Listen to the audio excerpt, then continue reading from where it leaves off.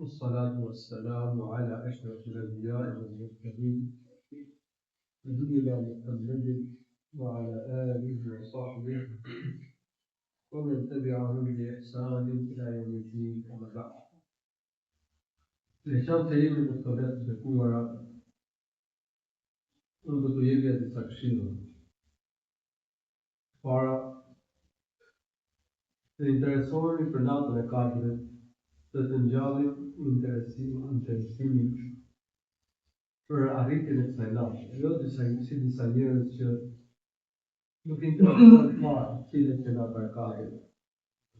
Kush janë shenjat e jetës, cilët janë shenjat e natës Kadrit. Cila është lutja e natës Kadrit, çfarë veprash në natën e Kadrit. Si e kaloi dhe profeti sallallahu alaihi wasallam këto letë bekuara, ne si nxënës dije duhet të tregojmë interesim. Interesimi në kohën e profetit sallallahu alaihi wasallam në natën e Kadrit është shumë i madh. Cili ka hyrë në etikaf duke bekuar natën e Kadrit. Din pyetja, padyshim që etikafi në vetë është një ibadet me të cilin afrohet robi te Allahu. Por arsyeja pse hynte në etikafi te Allahu, cila ishte? Për të kërkuar natën e Kadrit.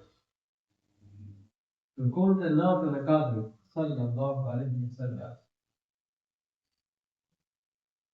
Profeti sallallahu alaihi wasallam dhe shokët e tij interesoheshin dhe për ëndrat që shiheshin në natën e Kadrit.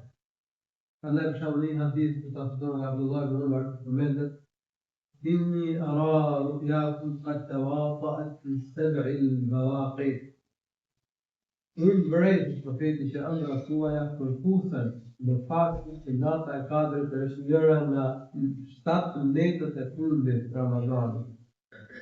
Prandaj kërkojeni ato në netët 7 netët e fundit të Ramazanit. Pra vërejt që shokët e profetit shikonin ëndra në natën e Kadrit dhe i tregonin këto ëndra.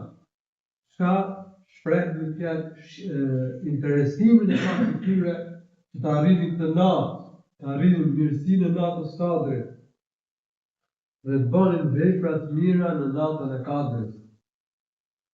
Lutje në natës Kadrit do ta mësojmë, do ta dimë, do ta themi shpesh: Allahumma innaka afuwun tuhibbul afwa fa'fu anni. O Allah, ti je falës, ti je do falje, prandaj më fal. Pra vëllezër, jemi kujdesshëm për ibadet, për dhikr, për vepra të mira. Dhe është një mundësi e madhe që na ka dhënë Allahu në këtë nata e Kadrit, 10 netë të fundit të Ramazanit, kohë e volitshme, netët më të mira të vitit. Nuk duhet që të lejojmë që ta shkojmë dot. Në frikë se një pjesë e kalon kohën me argëtim. Janë celular, janë po shkojnë në xhami, apo dalë me shokun, po dalë rrugës.